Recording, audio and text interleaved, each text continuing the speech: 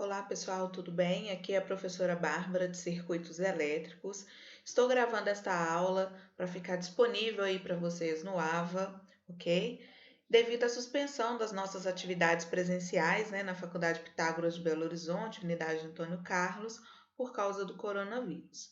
Bom, nesse momento em que as nossas atividades presenciais estão aí suspensas, nós estamos buscando alternativas para manter as nossas aulas, os nossos encontros, mesmo que virtuais, e com isso manter aí o conteúdo programático e o nosso cronograma de aulas, tá? Então, pessoal, eu gravei esse vídeo com alguns teoremas de análise de circuitos. Eu vou gravar teorema por teorema, porque eu acho que assim vai ficar mais fácil. E aí, vou postar isso para vocês, para que vocês possam assistir. Quando vocês tiverem alguma dúvida, vocês podem entrar em contato comigo por e-mail, pelo AVA, também pelo grupo de WhatsApp que eu criei. Não sei se todos já estão sabendo. Depois eu coloco lá o link para que vocês possam acessar também o nosso grupo do WhatsApp, tá? E nós iremos também ficar à disposição nos horários de aula. Então, hoje, pessoal, por ainda estar muito em cima, eu não vou criar aí uma videoconferência, uma reunião, nada disso, mas estarei disponível pelo WhatsApp, certo? Então, qualquer dúvida que vocês tiverem, podem me mandar, podem mandar foto, eu vou tentar fazer vídeo também explicando ali o conteúdo. Então, sempre para tentar ajudar vocês aí e para que a gente não tenha nenhum prejuízo com essa parada, com essa suspensão de atividades presenciais. Então, para a gente começar, eu vou falar um pouquinho sobre o teorema da superposição, tá? É uma forma de análise de circuito, é um teorema, né? Um método de análise de circuito, em que ele nos diz o seguinte: olha, um circuito linear com fontes independentes, a corrente ou a tensão em um elemento é igual à soma algébrica das tensões e correntes em cada elemento, considerando cada fonte separadamente. Então, vou traduzir para vocês aí o que ele está querendo dizer. Através desse exemplo, olha, nesse exemplo aqui, eu tenho uma fonte de 4 volts aqui, tenho uma fonte de 6 volts aqui. Eu tenho duas fontes de tensão e eu não posso aplicar aqui nenhum método de análise comum, como nós vimos na nossa primeira aula. Então, não é possível aplicar método de lei de Ohm, não é possível aplicar aqui o método também da lei de Kirchhoff, tá? Porque nós temos correntes circulando provenientes das fontes e a gente não tem, nesse instante, condições de avaliar, de analisar esse circuito. Então, o que o método da superposição ele considera? Se eu quero, por exemplo, determinar qual é o valor da corrente que passa aqui por este resistor aqui de 3 ohms, eu posso analisar e falar que a corrente ou a tensão neste resistor de 3 ohms, ele é o quê? É a soma das correntes que passam por este resistor, analisando cada fonte separadamente. Então, primeiro, é como se eu cancelasse a fonte de 4 volts e analisasse esse circuito somente pela fonte de 6 volts. Eu analiso qual é o valor da corrente que passa nesse resistor. Depois, eu retorno a fonte de 4 volts e cancelo a de 6 volts e analiso qual a corrente que passa aqui neste resistor. Por fim, eu posso chegar à conclusão do valor real da corrente que passa por aqui, juntando essas duas fontes no circuito. Então, eu consigo, através do método da superposição, eu analiso cada circuito separadamente, depois eu junto as duas análises e defino qual é o valor da corrente, então, em cada elemento, certo? Quando eu vou considerar essas fontes separadamente, eu tenho aqui dois critérios. Se eu estou trabalhando com uma fonte de tensão, eu vou curto-circuitar esta fonte.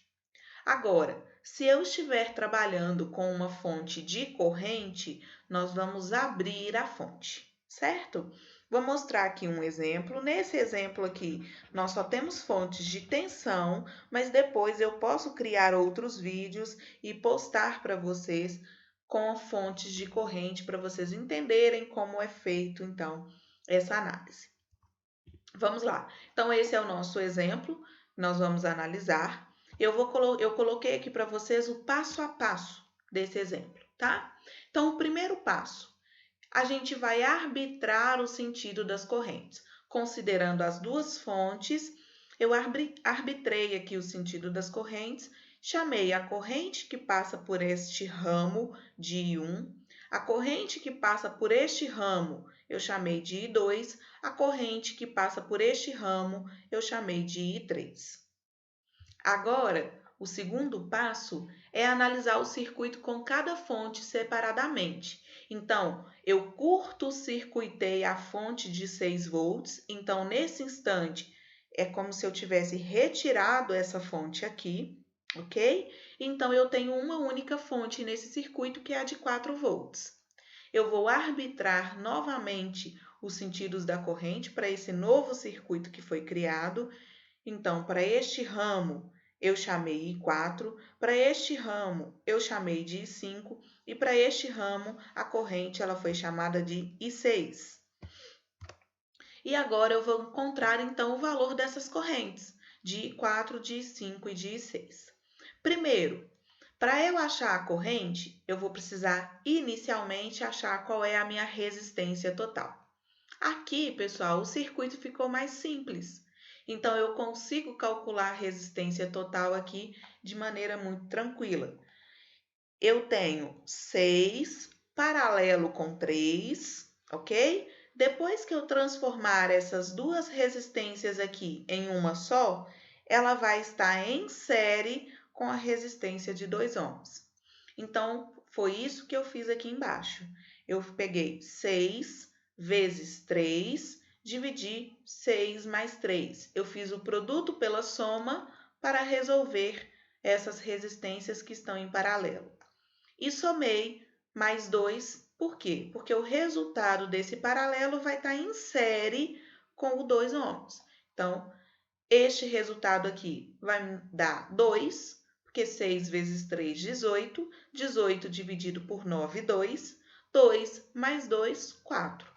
Então, a resistência total para este circuito aqui é de 4 ohms. A partir daí, eu consigo achar a minha corrente total. Corrente total não é a corrente que sai da fonte e retorna à fonte? Esta corrente aqui que está saindo da fonte, nós não chamamos ela de I4? Então, a minha corrente total é igual a I4. E eu posso encontrar como sendo a tensão da fonte dividido pela resistência total. A minha fonte ela é de 4 volts, 4. A minha resistência total também foi 4. Então, 4 dividido por 4, 1 ampere. O valor, então, dessa corrente aqui total, que é a corrente I4, ela é de 1 ampere. Com isso, eu consigo achar o valor da corrente I5 e I6. Eu poderia aqui aplicar outros métodos, como o método, por exemplo, do divisor de corrente, poderia aplicar aqui as leis de Kirchhoff, mas eu fui basicamente por lei de Ohm. Então, olha, a minha fonte é de 4 volts. Se eu souber qual é a tensão sobre esse resistor de 2 ohms, eu sei qual a tensão que eu tenho no restante do circuito paralelo. Então, vou calcular primeiro a queda de tensão nesse resistor aqui de 2 ohms, tá? Então, a tensão no resistor de 2 ohms, ela é o valor da resistência, que é 2, vezes o valor da corrente que passa por ela, que nós acabamos de falar que essa corrente aqui, ela vale 1 ampere. Então, 2 vezes 1, 2 volts. Então, aqui eu tenho uma queda de tensão de 2 volts. Pessoal, se a tensão da fonte é 4, aqui eu tenho uma queda de tensão de 2 volts, então eu tenho 4 menos 2, 2. Então, o restante do meu circuito paralelo tem 2 volts. Como que eu acho a corrente, então, no resistor aqui de 3 ohms? Ou seja, a corrente I5. A corrente I5, ela é a tensão da fonte dividido pela resistência. A tensão no circuito paralelo dividido pela resistência. A tensão no circuito paralelo é 2, a resistência é 3, 2 dividido por 3, 0,67 ampere. Como que eu acho o I6? Eu tenho dois caminhos. Eu posso fazer 1 menos 0,67. Então, olha, a soma das correntes que entram no nó é igual à soma das correntes que saem deste mesmo nó.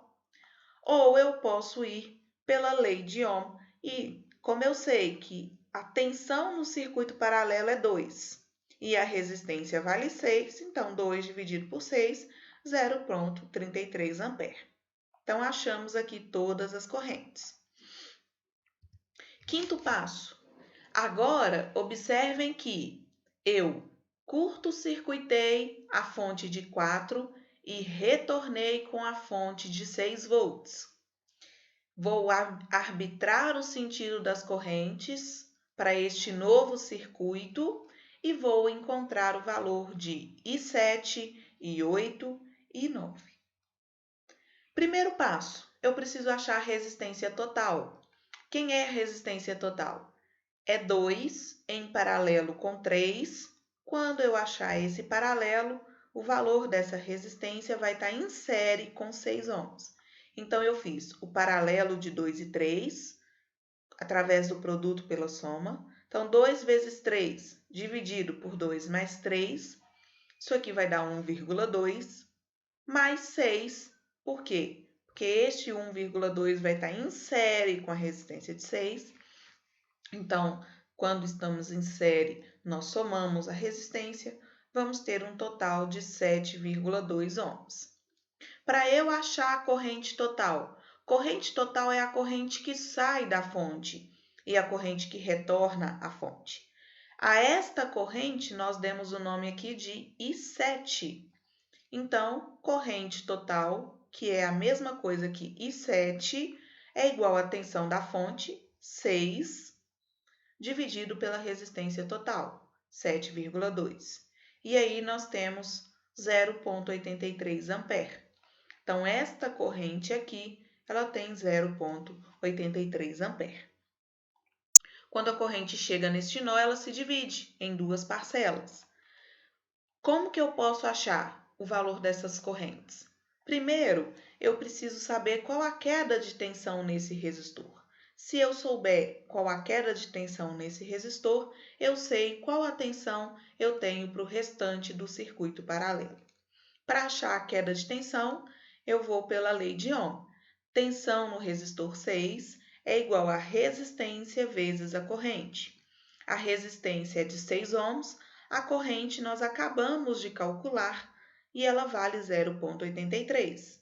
Então, 6 vezes 0,83 dá 5. Então, se a fonte tem 6 volts, aqui eu tenho 5 volts, sobra 1 volt para o circuito paralelo. Lembrando que o circuito paralelo, a tensão é a mesma. Então, se eu tenho 1 volt aqui, eu tenho 1 volt aqui também. Então, como que eu acho I8? I8 é a tensão, que foi de 1 volt, dividido por 3, que é o valor da resistência. Nos dá 0,33 ampere. Como que eu acho o I9? I9 é a tensão, que foi de 1, dividido pela resistência, 2 ohms. Então, isso nos dá 0,5 ampere. Com todas essas informações, pessoal, aí a gente vai fazer, então, a superposição.